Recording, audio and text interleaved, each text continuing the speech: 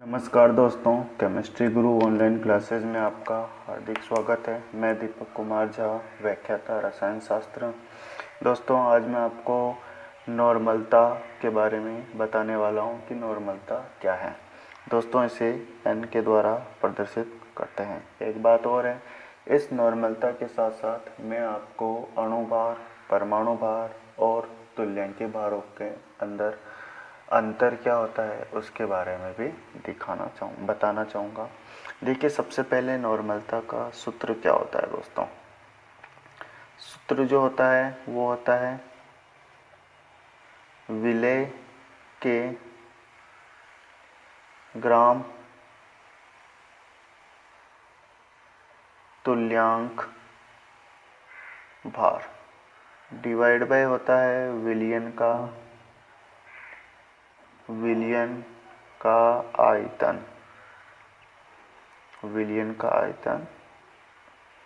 Litre में। अब आपके दिमाग में दोस्तों ये आएगा कि ये सर तुल्यांक के भार क्या है ना।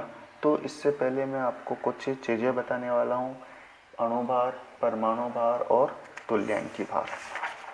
देखिए दोस्तों, सबसे पहले अपन बात करते हैं अणु भार, परमाणु भार और तुल्यांकी भार।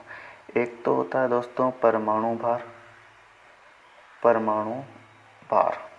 दूसरा होता है अणु भार और तीसरा होता है तुल्यांकी भार। ये होते क्या हैं? जैसे कि आपने ऑक्सीजन का नाम सुना होगा। ऑक्सीजन का कहीं कहीं आपको दिखा होगा कि 32 इसका भार होता है, कहीं आपको दिखा होगा कि इसका भार 16 होता है। दोस्तों, ये जो 32 है ये ऑक्सीजन का अणु भार होता है, अणु भार, और ये जो है वो उसका परमाणु भार है, परमाणु भार। परमाणु भार होता ही क्या है? तो परमाणु भार को ए से प्रदर्शित करते हैं, और परमाणु भार जो होता है वो प्रोटॉन और न्यूट्रॉन का योग होता है, प्रोटॉन और न्यूट्रॉन का योग होता है परमाणु भार। अब अणु भार क्या होता है? तो एक अणु में जितने परमाणु होंगे, वो उससे क्या होगा? गुणा हो जाएगा। जैसे मैं बोलता हूँ O2 का अणु भार, तो एक ऑक्सीजन का परमाणु भार कितना होता है? 16, और इसमें परमाणु की संख्या कितनी है? 2, तो इसको 2 से गुणा कर देंगे तो इसका अणु भार कितना हो जाएगा? 32। मैं बोलता हूँ ओजोन, O3 का अणु भार कितना होगा?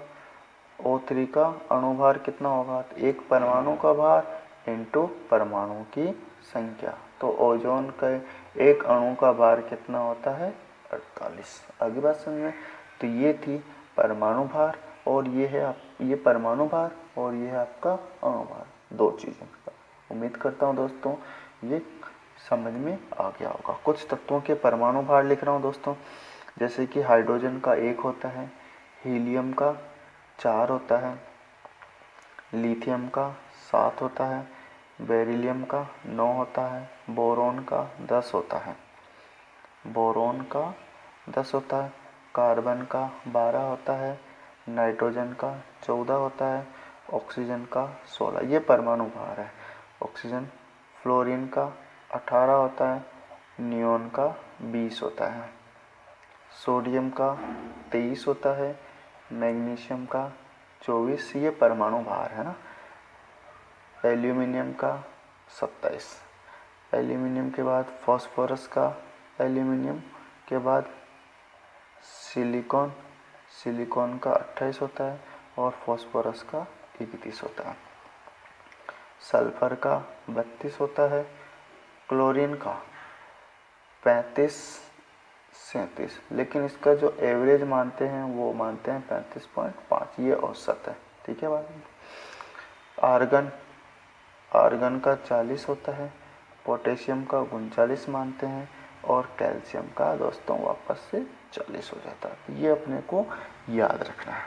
अब बात करते हैं यौगिक का अणु भार क्या होता है। तो देखिए, यौगिक का अणु भार, हाँ, एक बात, अणु भार को किससे दर्शाते हैं? तो अणुभार को m से दर्शाते हैं। परमाणु भार को किससे दर्शाते हैं? तो a से। और अणुभार को किससे दर्शाते हैं? कैपिटल M से, मॉलिक्यूलर वेट से। अब देखिए यौगिक का अणुभार क्या होता है। तो जैसे कि मैंने CH4 का अणुभार पूछा आपसे, किस बताओ भाई CH4 का अणुभार क्या होगा। तो कार्बन का कितना लिखा है? 12, तो कार्बन का हो जाएगा 12। हाइड्रोजन का कितना? एक का एक है, तो 4 का कितना हो जाएगा? 4। तो CH4 का अणुभार कितना होता है दोस्तों?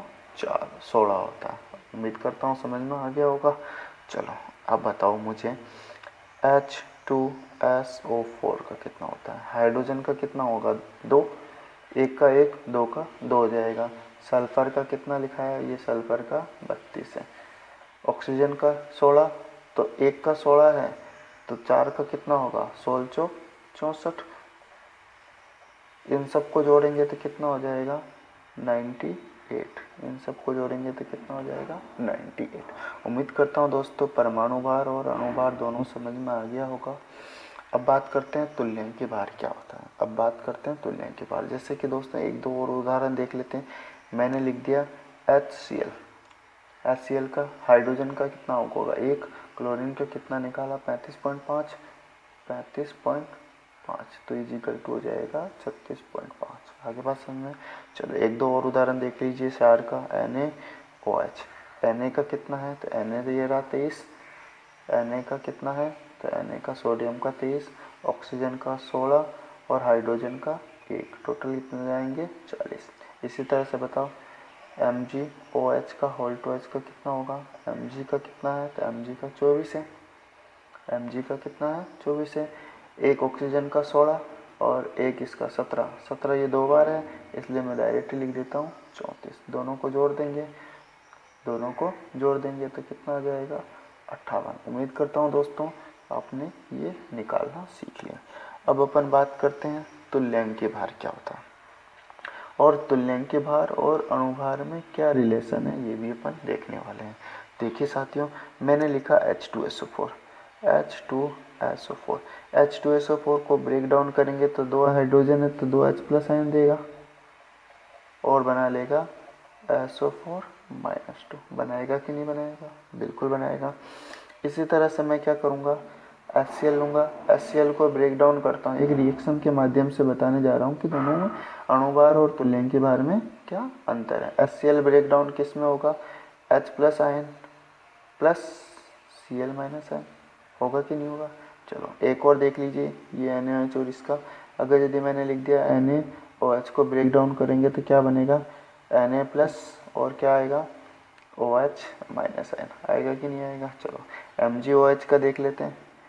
MgOH का ब्रेक डाउन करेंगे तो क्या होगा? मिलेगा Mg प्लस 2 प्लस मिलेगा 2 OH माइनस आयन। आगे बात समझ में। अब देखिए दोस्तों, आपने H2SO4 का अणुभार निकाल रखा, आपने HCl का अणुभार निकाल रखा है, आपने NaOH का अणुभार निकाल रखा है, आपने MgOH का अणुभार निकाल रखा, आपने चारों का अणुभार निकाल रखा है कि नहीं निकाल रखा। अब अपन बात कर रहे हैं H2SO4 का तुल्यंकी भार। तुल्यंकी भार ये क्या होता है? तो देखिए जो अणुभार है, अणुभार डिवाइड बाय करते हैं x गुणांक, डिवाइड बाय करते हैं x गुणांक। ये x गुणांक है क्या? तो x गुणांक होता है, x गुणांक होता है क्या है? अम्ल की क्षारकता। अम्ल की क्षारकता। x गुणांक क्या होता है? तो क्षार की अम्लता। x गुणांक क्या होता है? तो अम्ल की क्षारकता और क्षार की अम्लता। मतलब अम्ल है तो त्यागे गए H प्लस की संख्या। मतलब अम्ल है तो अम्ल ने कितने H प्लस दिए? तो देखो H2SO4 ने कितने H प्लस आयन दिए? 2, तो यानी इसकी क्षारकता 2 हो जाएगी। HCl ने कितने H प्लस आयन दिए? 1, तो इसकी क्षारकता हो जाएगी 1। इसी तरह से MgOH का होल टू H जो है, तो MgOH का होल टू H ने कितने OH दिए? 2, तो इसकी क्षारकता 2 हो जाएगी। और NaOH ने कितने दिए हैं, तो NaOH ने 1 दिए हैं, तो इसकी अम्लता 1 हो जाएगी। मतलब अम्ल की तो आपको याद रखना क्या क्षारकता कहते हैं, और क्षार के लिए क्या वर्ड प्रयुक्त करते हैं, अम्लता। कुछ नहीं है दोस्तों, केवल अपने को ये याद रखना है, अम्ल है तो कितना H+ आयन दे रहा है, क्षार है तो कितना OH- आयन दे रहा है। अम्ल H+ आयन ही देगा और क्षार OH- आयन ही देगा। बस उसी संख्या का उसमें क्या कर दो, भाग लगा दो। जैसे कि मैं बोलता हूँ H2SO4 का तुल्यांकी भार, तो क्या होगा, अणु भार बटे हुए में 2, क्योंकि इसने कितने भाग H+ आयन दिए, तो 2 H दिए हैं। तो अणुभार कितना है, H2SO4 का अणुभार 98, और डिवाइड बाय 2 करोगे तो आंसर कितना आ जाएगा, 49। आगे बात समझे।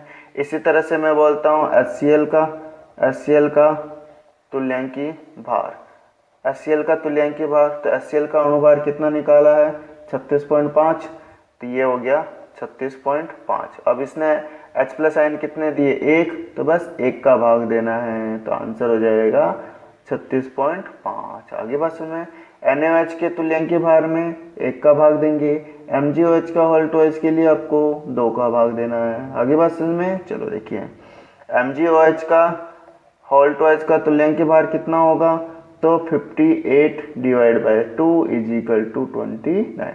MgOH का अणुभार कितना है, 58, और इसमें 2 का भाग देंगे तो कितना आ जाएगा, 29। चलो देखिए, जैसे कि मैंने लिख दिया CO3-2 का तुल्यांकी भार कितना है, मैंने लिख दिया SO4-2 का तुल्यांकी भार कितना है, आगे बात कोई धनायन भी आ सकता है। मैंने लिख दिया Mg+2 का तुल्यांकी भार कितना है, तो कुछ नहीं दे है दोस्तों। देखिए Mg का मैंने कितना बोला, परमाणु भार 24, Mg का परमाणु भार कितना है, 24। जो इसके ऊपर आवेश लिखा रखा है, जो इसके ऊपर आवेश है उसी का भाग दे दो, उसी का भाग दे दो, तो Mg+2 का तुल्यांकी भार कितना हो जाएगा, 12। SO4 का, तो सल्फर का 32 और ऑक्सीजन का 16, सल्फर का कितना लिखा है 32, ऑक्सीजन का 16, तो 4 का कितना हो जाएगा 64, इजिकल टू कितना हो जाएगा 32 90, ये सल्फर का 32 96 हो जाएगा। माइनस का 2 है तो माइनस का 2 से डिवाइड कर दो बस, तो आपका आंसर हो जाएगा 48। सीधी स्पष्ट बात है कि जो तुल्यांकी भार है, क्या है तुल्यांकी भार, तो तुल्यांकी भार है अणु भार के अंदर आपको देना है त्यागे गए H+ आयन की संख्या का भाग देना है, या त्यागे गए OH- आयन की संख्या का भाग देना है, या आवेश का भाग देना है, चाहे वो धनावेश है अथवा ऋणावेश है। बिल्कुल स्पष्ट है दोस्तों। चलो अब अपन बात करते हैं अपने वापस से उसी टॉपिक पे आ जाते हैं। तो देखिए अपना क्या है, नॉर्मलता का सूत्र क्या है, तो नॉर्मलता का सूत्र है विलेय के ग्राम तुल्यांक भारों की भार डिवाइड बाय विलयन का आयतन। आगे बात सुनना, चलो बिल्कुल सिंपल है। अब अपन बात करते हैं तुल्यांकी भार को कैसे लिख सकते हैं, तो अणु भार बटे हुए x गुणांक, अभी मैंने बताया था, ये रहा आपका फॉर्मूला। तुल्यांकी भार को मैंने कैसे लिखा था, अणु भार बटे हुए x गुणांक, कहाँ गया, हाँ ये रहा है। तुल्यांकी भार क्या लिखा था, तुल्यांकी भार इज इक्वल टू अणु भार बटे हुए x गुणांक। बस आपको यही याद रखना है कि आपका तुल्यांकी भार यह है। तो देखिए मैं क्या लिख सकता हूँ, इसको नॉर्मलता को इस तरह से लिख सकता हूँ, विलेय के अणुभार, विलेय का अणुभार डिवाइड बाय क्या आ जाएगा x गुणांक इनटू हो जाएगा विलयन का आयतन, किसमें है, लीटर में, किसमें है, लीटर में। चलो अब बात करते हैं, ये जो अणुभार है, ये जो अणुभार है, अब अणुभार तो आपको निकालना ही होगा, किसी का भी दे सकता है, अणुभार आपको किसी का भी दे सकता है। चलो देखिए इसको अपन किस तरह से सॉल्व करते हैं। तो देखते हैं कि इसके अंदर जो अपने नॉर्मली क्वेश्चन आते हैं, ये नहीं पूछेगा कि ये विलेय है इतने में दिया गया है। अपने को जो अणुभार से संबंधित क्वेश्चन है तो वो इससे डायरेक्ट अणुभार दे करके ना पूछ करके अपने को नए तरीके से पूछेगा। देखो किस तरह से पूछता है, वो पूछता है विलेय के ग्रामों में मात्रा, विलेय के ग्रामों में मात्रा डिवाइड बाय उसका होता है विलेय के तुल्यांकी भार, यानी अपने को ये फॉर्मूले याद रखना। इनटू क्या होता है आयतन लीटर में, आयतन किस में होगा लीटर में। ये अपने को क्योंकि विलेय का अणुभार ना दे करके डायरेक्ट ही आपको क्या बोलेगा 5 ग्राम NaCl है, तो उसका 5 ग्राम NaCl को 200 ml जल में घोल रखा है, तो उसकी नॉर्मलता क्या होगी। तो बस आपको इस तरह से क्वेश्चन दिया जा सकता है। आगे बात समझ में। अब विलेय का तुल्यांकी भार, तो तुल्यांकी भार तो नॉर्मलता इज इक्वल टू हो जाएगा विलेय के ग्रामों में मात्रा। तुल्यांकी भार के लिए क्या लिखा है, तो तुल्यांकी भार होता है अणुभार डिवाइड बाय x गुणांक, अणुभार डिवाइड बाय x गुणांक, तो हो जाएगा विलेय का अणुभार, विलेय का अणुभार, विलेय का अणुभार डिवाइड बाय क्या हो जाएगा x गुणांक इनटू क्या हो जाएगा आयतन, आयतन किसका, तो विलयन का, विलयन का आयतन किस में होना चाहिए लीटर में। अब देखो अणुभार विलेय के ग्रामों में मात्रा को मैं किससे लिखूंगा WB से, अणुभार को विलेय के लिए आया है इसलिए आएगा MB, x गुणांक के लिए x आ जाएगा, विलयन का आयतन है, विलयन के आयतन के लिए मैंने टर्म्स बताया था V काम में लेना है और किस में है लीटर में। अब देखो x को उधर लेके चलते हैं तो नॉर्मलता का सिंपल फॉर्मूला आ जाएगा, normality is equal to WB upon MB into V litre into हो जाएगा x गुणांक। अब ये लीटर की जगह ml में आ जाए तो आपको क्या करना है, तो आ जाएगा WB इंटू 1000 से गुणा करते हैं, ऊपर ही लिख देता हूँ x गुणांक डिवाइड बाय आपका आ जाएगा MB इंटू V ml। आगे बात समझ में। चलो अब इस पे एक सिंपल सा क्वेश्चन ले लेते हैं कि किस तरह से काम आता है। चलो देखिए मैं बोलता हूँ कि आपने 4.9 ग्राम H2SO4 को 300 ml जल में घोला गया है, जल में घोला गया है। यदि विलयन का आयतन एवं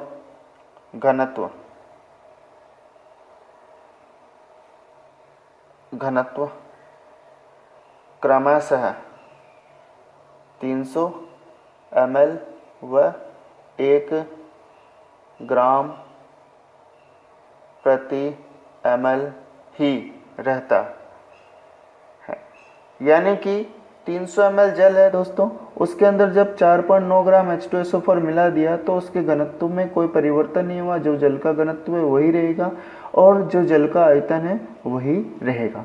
तो उसके लिए तो विलयन की नॉर्मलता ज्ञात कीजिए, नॉर्मलता ज्ञात कीजिए। देखिए किस तरह से करते हैं, फॉर्मूला लगाइए। देखो कौन सा फॉर्मूला लगेगा, तो एक फॉर्मूला तो है मेरे पास, एक फॉर्मूला तो है मेरे पास ये वाला, और दूसरा फॉर्मूला है मेरे पास ये वाला। पहले वाले में आयतन क्या दे रखा है, लीटर में, दूसरे वाले में आयतन कौन सा दे रखा है, ml में। आयतन इसमें मेरा किस में आया है, ml में। इसका मतलब मुझे कौन सा फॉर्मूला लगाना है, तो मुझे लगाना ये वाला फॉर्मूला। लगाना कि नहीं लगाना, बिल्कुल लगाना है दोस्तों। देखिए क्या आ जाएगा, normality is equal to W B into 1000 into 1000 into क्या हो जाएगा, एक्स गुणांक एक्स फैक्टर डिवाइड बाई क्या हो जाएगा, M B into V M L में। अब देखिए डब्ल्यू बी 4.9 ग्राम दे रखा है, 4.9 ग्राम दे रखा है। 1000 को 1000 से गुणा कर दो। एक्स गुणांक, तो एक्स गुणांक अभी अपन ने निकाला H2SO4 कितने H प्लस आयन देंगे, 2 H प्लस आयन देंगे, इसलिए आपका 2 से गुणा कर दो। डिवाइड बाय कितना आ जाएगा, तो डिवाइड बाय आ जाएगा अणुभार कितना है, तो अभी अपन ने निकाला H2SO4 का अणुभार होता है 98। H2SO4 का अणुभार कितना होता है 98 इंटू वी एम एल में दे रखा है, एम एल कितना लिखेंगे 300, ml कितना लिखेंगे 300। बस दोस्तों गुणा भाग कर दीजिए, एक जीरो से एक जीरो, दो जीरो से दो जीरो। 2 को 4.9 से गुणा करते हैं तो 9.8 ही आता है, दिख रहा है आपको। तो 9.8 इंटू 10 डिवाइड भी आ जाएगा 998 इंटू 3। अब 9 को इससे गुणा करोगे तो पूरा कट जाएंगे। Divide by normality is equal to आ जाएगा 1/3 बराबर में आ जाएगा 0.33 n। और इसकी यूनिट क्या लगेगी, यही लगेगी, नॉर्मलता ही लगानी है। आगे बात में, या आपको इसकी हिंदी में लिखना है तो इसको लिखना है ग्राम तुल्यांक प्रति लीटर, या तो आप यूनिट ये लगाओ। अब आप कहोगे कि सर हम तो नॉर्मलता का एन ही लिख देंगे यूनिट में, मुझे पता है दोस्तों आप ऐसे ही करते हो। या तो आप ग्राम तुल्यांक प्रति लीटर लिखें, या इसको क्या लिखें, कैपिटल एन लिख दें। आगे बात समझ में, चलिए दोस्तों ये थी अपने नॉर्मलता से सामान्य सूत्र। अब अपन बात करते हैं 2 विलियन से तुलना करने के लिए। कितने विलियन, 2 विलियन में, 2 विलियन की स्थिति में, यानी आपके पास 2 विलियन है, एक की नॉर्मलता ज्ञात है, दूसरे की ज्ञात करनी है। जैसे कि मैंने अपने लिखा कि ए विलियन है और एक बी विलियन है। ए की जो नॉर्मलता है वो n1 है और बी की जो नॉर्मलता है वो n2 है। ए का जो आयतन है वो v1 है और बी का जो आयतन है वो v2 है, पहले वाले वीडियो में ही बनाया था। इन दोनों का गुणनफल और इन दोनों का गुणनफल आपस में सदैव क्या होते हैं, बराबर होते हैं। आपस में सदैव क्या होते हैं दोस्तों, बराबर होते हैं। मतलब क्या होगा कि n1 v1 is equal to n2 v2। अब आपको कोई सी भी तीन राशि दी जाए, कोई सी भी तीन राशि दी जाए, आप चौथी राशि निकाल सकते हो। जैसे आपको n1 निकालना है तो n1 के लिए क्या हो जाएगा, n2 v2 divide by v1। आपको n2 निकालना सपोज करो तो आपको क्या हो जाएगा, n1 v1 divide by v2, निकाल सकते हो ना। तो आपको कोई सी तीन राशि दे करके चौथी राशि पूछी जा सकती है। चलो देखते हैं किस तरह से निकालते हैं। मैंने दे दिया कि ए की नॉर्मलता आपके पास है 0.3, इसका आयतन दे दिया है आपको 0.5 लीटर। एक क्वेश्चन लिख लेते हैं, ए विलियन की नॉर्मलता तथा आयतन क्रमशः 0.2 व 500 ml है, जबकि बी की नॉर्मलता 0.5 n है। इन्हें एक दूसरे को उदासीन करने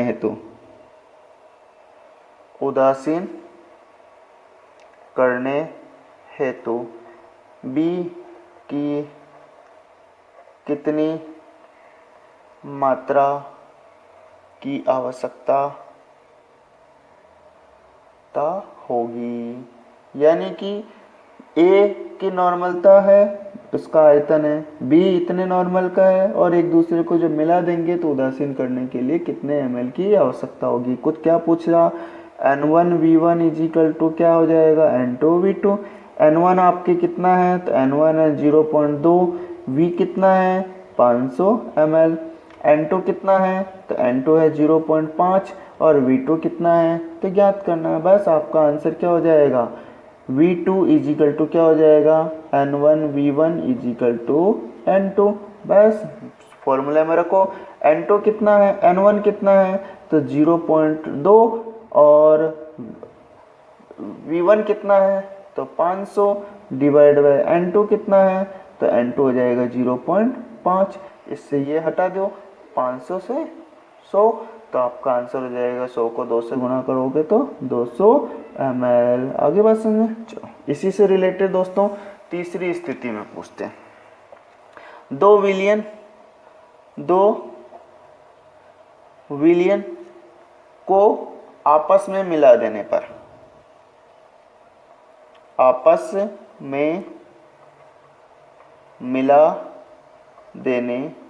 क्या होगा। देखिए ए विलयन है, ए की नॉर्मलता है, ए की नॉर्मलता कितनी है, एक वही लिख देते हैं 0.2। बी इसका आयतन कितना है 500 ml। बी विलयन है, इसकी नॉर्मलता कितनी है 0.5। सी इसका आयतन कितना है 200। अब इन दोनों को मिला दिया जाए, जैसे ये भी HCl का विलयन है और ये भी HCl का विलयन है। दोनों ही मैं मान लेता हूँ कि HCl का ही विलयन है। जब दोनों को मिला दिया जाए तो बनेगा क्या, जब दोनों को मिला दिया जाए तो बनेगा C विलयन। बनेगा क्या, C विलयन। C की नॉर्मलता मैं ले लेता हूँ N3 और इसका आयतन ले लेता हूँ V3। ये है क्या, तो जो पहले वाला है इसकी नॉर्मलता N1, ये है V1, ये है N2 और ये है V2। आगे बात समझ में। तो इसके लिए नॉर्मलता का जो फॉर्मूला आता है, N3 is equal to N1V1 plus N2V2 divide by होता है V3, जहाँ V3 होता है दोस्तों V1 प्लस V2। V3 क्या होता है V1 प्लस V2। आगे बात समझ में। देखिए अब इसका फॉर्मूला लिख दीजिए। तो देखो N1 कितना है तो N1 है अपने पास 0.2, N1 है 0.2, V1 कितना है तो 500 ml प्लस N2 कितना है तो N2 है 0.5 और V2 कितना है तो V2 है 200 ml डिवाइड बाय V3 कितना है तो देखो V3 होगा V1 प्लस V2। अरे भाई आयतन चेंज थोड़ा ना होता है, तो आयतन तो 500 और 2 700 ml ही है, तो ये 700 ml है। तो देखिए दोस्तों इसको गुणा कर दो, इसको जैसे गुणा करते हो तो इसको 2 से गुणा कर दो तो आपका आंसर हो जाएगा 5 दूनी 10। तो आपका पहले का आंसर तो हो जाएगा 10 100 ml प्लस इसको इससे गुणा कर दोगे तो इसका भी हो जाएगा 100 डिवाइड बाय हो जाएगा 700। तो आंसर हो जाएगा 200 डिवाइड बाय 700। 2 से 2 जीरो कट जाएगा, 2 का भाग इस 2/7 आ जाएगा, इसमें इसका भाग दोगे तो आंसर हो जाएगा, एक बार भाग नहीं जाता 0 तो पॉइंट, 2 बार जाएगा 2 6 और 28 N। तो इसकी जो नॉर्मलता है यानी N3 जो आ जाएगी दोस्तों 0.28 N। दोस्तों अगर यदि आपको किसी भी फॉर्मूले में कहीं कोई डाउट हो तो आप मुझे कमेंट सेक्शन में कर सकते हैं। वीडियो लंबा ना हो जाए दोस्तों, इसलिए मैं आपको पार्ट वाइज और छोटे छोटे टॉपिक में बना रहा हूँ। आगे बात समझ में दोस्तों। चलो धन्यवाद।